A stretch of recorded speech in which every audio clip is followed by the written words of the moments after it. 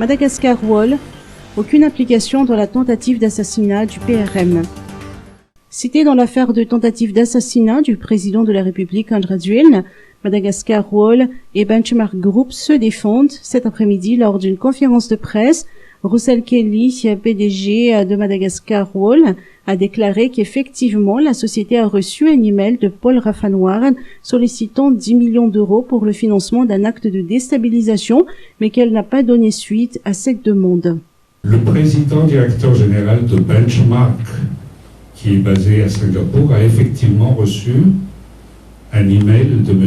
Paul Rafanoir demandant une contribution à hauteur de 10 millions pour financer des opérations qui, vous le savez, figurent dans la presse de Madagascar et pratiquement du monde entier aujourd'hui. Nous disons de manière catégorique qu'à aucun moment Benchmark Group n'a donné aucune satisfaction à de telles demandes.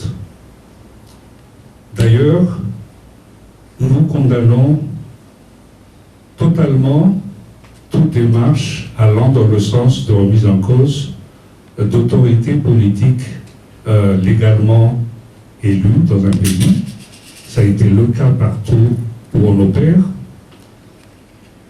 Madagascar Oil et Benchmark ont comme éthique de ne pas nous impliquer dans les débats politiques. Nous sommes des hommes d'affaires, nous sommes des compagnies privées et on n'a pas interféré dans tout ce qui est développement politique dans un pays. Madagascar Wall et Benchmark Group condamnent tout acte de déstabilisation tout en soulignant qu'ils sont des hommes d'affaires et qu'ils ne s'ingèrent en aucun cas dans la politique intérieure de Madagascar. Condamne fortement toute action visant à porter atteinte à la sûreté d'un État démocratiquement élu et réitère leur plein soutien à l'État malgache et leur volonté de participer au développement économique du pays dans le respect total de ses lois et de l'état de droit qui prévaut dans le pays. Signé pour Madagascar Oil, Russell Kelly, et pour Benchmark Group, Al New. Madagascar Wall et Benchmark Group ont souligné qu'ils s'en tiennent à leurs activités et souhaitent apporter leur contribution dans le développement économique de Madagascar. Tentative d'assassinat du président de la République, le Premier ministre confiant en la justice malgache. Dans son intervention télévisée d'hier, le Premier ministre Tshek Christian a dénoncé la tentative d'assassinat contre le président André Rajoelina et plusieurs personnalités politiques. Madagascar ne peut plus supporter ce genre de crise, a-t-il indiqué. Le Premier ministre s'est dit confiant en la justice malgache concernant le déroulement de l'enquête. Appuyant la déclaration du procureur près la cour d'appel, le Premier ministre a souligné que la vérité sera révélée au grand jour. Le chef du gouvernement a profité de l'occasion pour encourager le président de la République dans ses efforts de développement du pays. Mesures sanitaires, maintien de l'état d'urgence. Une diminution de 20% du taux de contamination au Covid-19 a été observée au cours de ces 2 dernières semaines, a indiqué le Premier ministre Tshek Christian. Antananarivo, Atsimjan, Ovarajan, Antsirabe 1 et Fianarantsoa 1 figurent parmi les districts les plus touchés par la pandémie. Le virus circule toujours et la prudence est toujours de mise. L'état d'urgence est maintenu pour les 15 prochains jours. Les frontières aériennes malgaches demeurent fermées.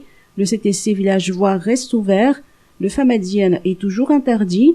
Le rassemblement de plus de 400 personnes est interdit à Antananarivo, Atsimjan, Ovarajan, Butachim, Antsirabe 1 et Fianarantsoa 1.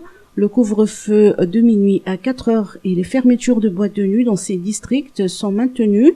En ce qui concerne le plan de vaccination, l'État prévoit de faire vacciner 10 millions de personnes d'ici 2023. Les deuxièmes doses du vaccin Covishield sont attendues pour début août.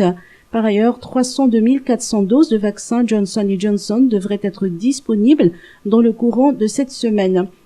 Quant au bilan Covid-19, le ministère de la Santé publique a rapporté 1 décès, 0 nouveaux cas sur 79 tests réalisés et 33 formes graves.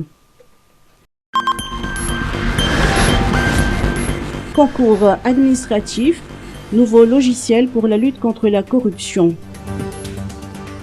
Limiter et même éradiquer la corruption au concours administratif, tel est l'objectif du nouveau logiciel Ahariar version 2.0, a fait savoir le ministre de la fonction publique, de la réforme de l'administration, du travail et des lois sociales, Gisèle Ramams, en marge de la cérémonie officielle de la remise de ce nouveau logiciel.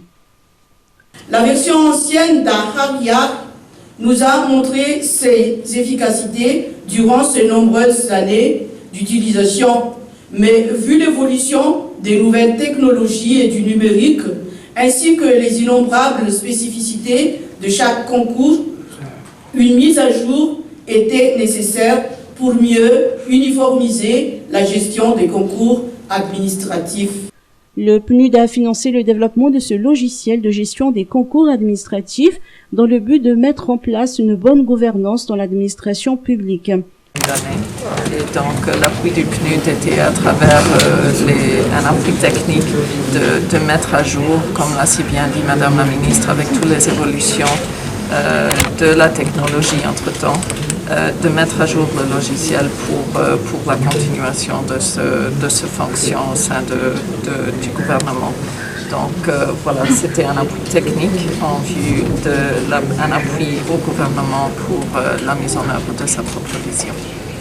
Ce nouveau logiciel Ahariar version 2.0 assurera la traçabilité du recrutement par voie de concours dès les inscriptions jusqu'à la publication des résultats.